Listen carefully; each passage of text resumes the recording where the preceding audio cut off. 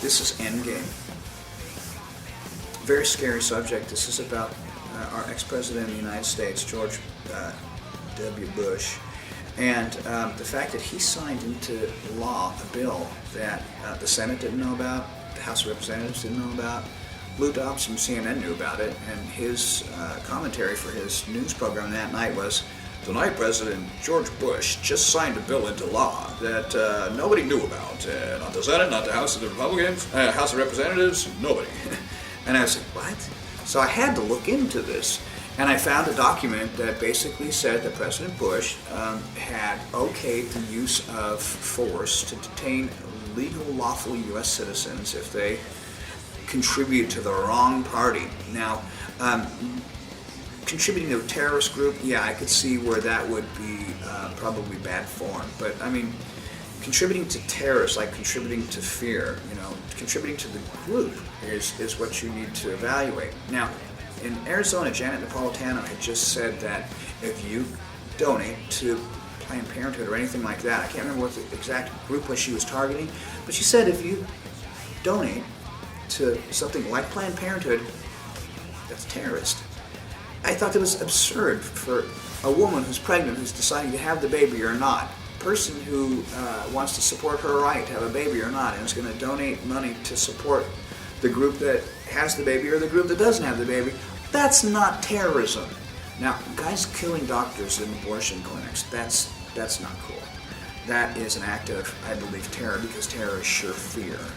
And I think that it's unfortunate that somebody who has gone to medical school and has gone to the extent that they do to help women who want to make the decision to bring a life into the world or not. I'm a Christian, so for me, I have a conflict here. But I got to tell you, honestly, if my daughter was raped, I would have no problem with her getting an abortion. If she was pregnant and had something that was wrong, where the doctor said there was something wrong, and to consider that, and she asked me as her daddy, I would say, you need to pray about it and talk with your husband about it. But considering how hard it is, I myself would probably opt for aborting.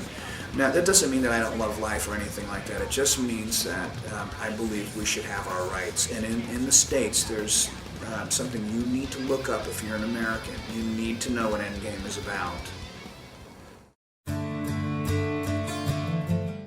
The hardest part of letting go and Sealed with a Kiss is another ... song. It's really hard for me to do those because it's really got to be a connection of two completely unrelated ideas within the same body of music. And the first example of that was on one of the first songs, "Killing Is My Business and Business Is Good." Although that doesn't really support the theory that I just said, going to the end was where we really started to see stuff like Holy War's The Punishment Due. And with this particular track, The Hardest Part of Letting Go, it's about when I met my wife, and she'd said, "We've been married 17 years, you've never written a song about me," and I said, "Yeah, well, I have actually, just the love songs I've written, you're the one I've loved for the last 17 years, so it was about you." And she wanted a song that was about her, to her, and I wrote it. She didn't like it, and the reason is because the second half of the song, "Sealed with a Kiss," that song is about the cask of Amontillado from Edgar Allan Poe's writings, and in that story he takes this person down to a cellar, to a wine cellar, gets him drunk. The guy's name is Fortunato, and he chains him to the ground in this wine cellar and then places bricks in the opening to the area where he's got him chained, basically bricking him into the wall, which is what immure means. To immure somebody means to brick him into the wall, and that's why I use that lyric in the song.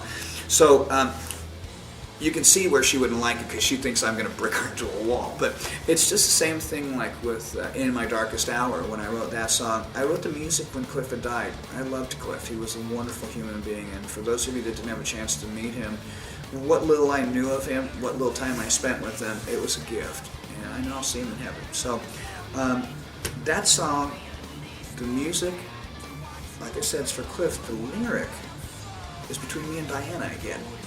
So The second half of Sealed with a Kiss is not about Pam. It's about Edgar Allan Poe. And when I played the song for her, when I used to listen to it, I would get so emotional because it's such a moving part. And then after she told me that she doesn't like it, and now I listen to it, it kind of gets me mad. So here you go. The hardest part of letting go is Sealed with a Kiss.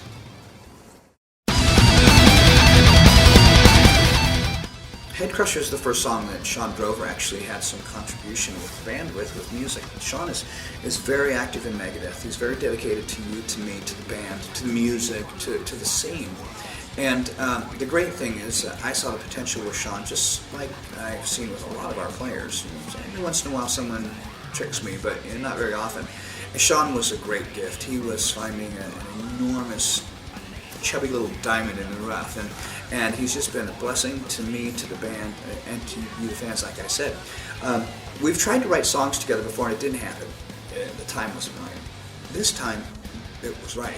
We had the song Head Crusher, Submit musically by Sean, and another song that he had, and I didn't like the other song, and this song didn't really grab me, because it reminded me of some old Megadeth stuff. But the cool thing was, when the record was done, Chris had co-wrote some stuff in The Hardest Part of Letting Go, and I was so impressed with that because Chris had turned in some stuff too, as did James, and Chris's stuff was really funky and James's stuff wasn't that good.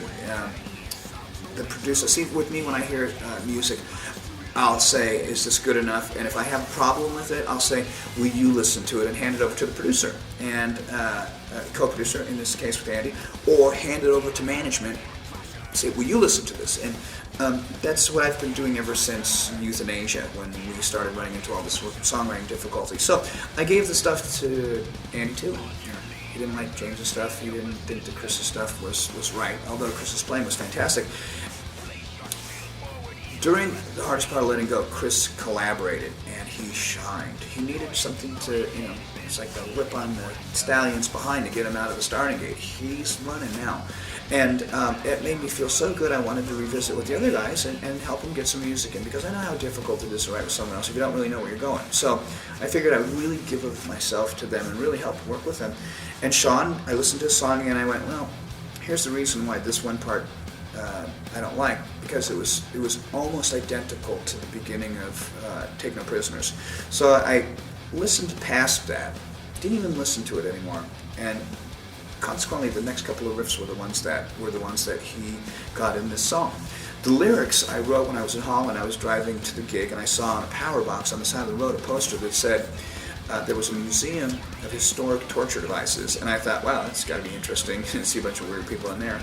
But I also was listening to an episode that had happened on Ozfest, where Ozzy's camp had somehow gotten in a skirmish with Iron Maiden's camp, and Sharon had written a letter, and it was an open letter, and she signed it, The Real Iron Maiden, and I thought, wow, that's interesting. I'm going to go see what an Iron Maiden looks like again, because it's been so long since I've seen it, and I know what it looks like. It's in my mind. When I saw it again, I was like, oh yeah, that's right. But I also saw a lot of really intense torture devices. Supposedly the most intense is the Head Crusher. But there are other really intense things, like a pyramid that they had guys sit on. They pulled their legs down to make their butt yawn over the top of a pyramid until they died. And for me, that just seems incredibly painful. They had another thing, they were like little shoes that girls would wear, and the bottom of the shoe had a spike sticking up in it, so they had to stay on their tiptoes the whole time, and as soon as they put their foot down, it would go into their heels, and the spike was about 2 inches long like that. And I'm sure that's probably threatening to a couple of you guys, but for me, it was really intense looking at it. And when I wrote the song, the lyrics for Head Crusher, it was exactly about that torture device. Now, we also, when the record was over, having Chris have his songwriting in The Hardest Part of Letting Go, having Sean have his part in Head Crusher, I wanted to try and revisit things with James. So I called up the label and I said, we're really going to try and fix one last song. James has something. It's too late, sorry. Oh, come on, okay, well, can we put on a B-side for Japanese release? No, too late. You can do a download, it can be an online thing. Okay, James, let's do this. And it didn't happen. I don't know what happened. It just didn't happen. Session ended, James left, and I don't know what to tell you. All I know is that we have a great record. I love the music on this record. I love all of the playing on it. We went back and said to James, go listen to the record again, see if there's anything on there that you would change. Okay, and honestly, we went back and listened to it, and he said, I got 2 things I would change, and he came back and goes, after listening to it, there's nothing I would change. And I gotta agree, I think the bass playing on this record is exactly what the record called for.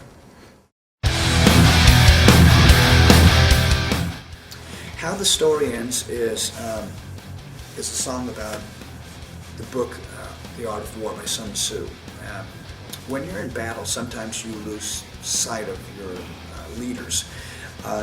Sometimes you can get away from your sight line too, and you can't see. Also, sometimes they use smoke on the battlefield, where if you were using some kind of visual signaling for you in battle, if there was smoke, you were pretty much at your enemy's hands. So in the book, The Art of War, good generalship talks about how to lead your troops. One way, if they can't hear you, they use flags.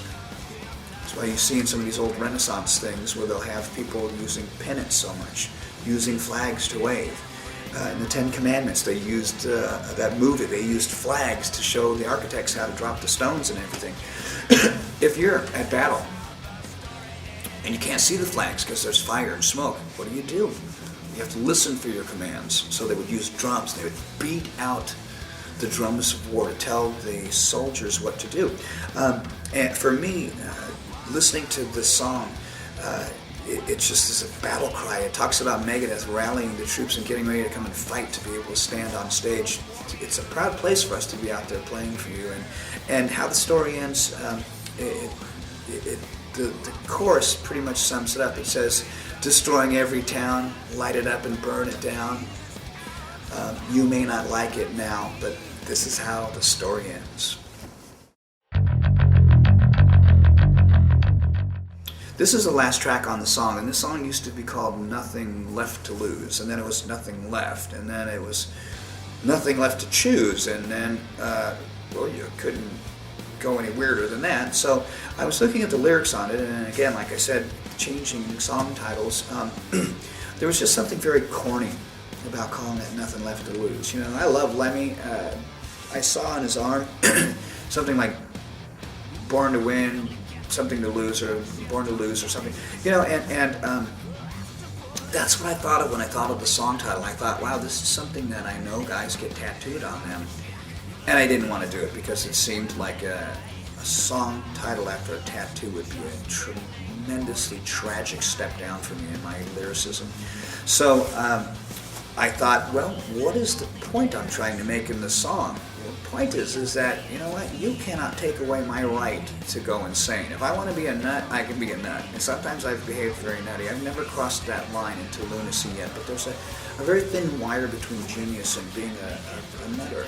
And I like to have fun. I like to push the limits and stuff like that. But for me, when it comes down to acting insane and being in control, I love being in control. That's why those narcoleptic drug days of the 80s and 90s, I look back at that with no disdain at all. I'm actually proud that I survived it. But the cool thing too is now being able to see everything that you guys have made possible for me in my life and my career, everything that's happened with this record, everything that the label's doing to help us.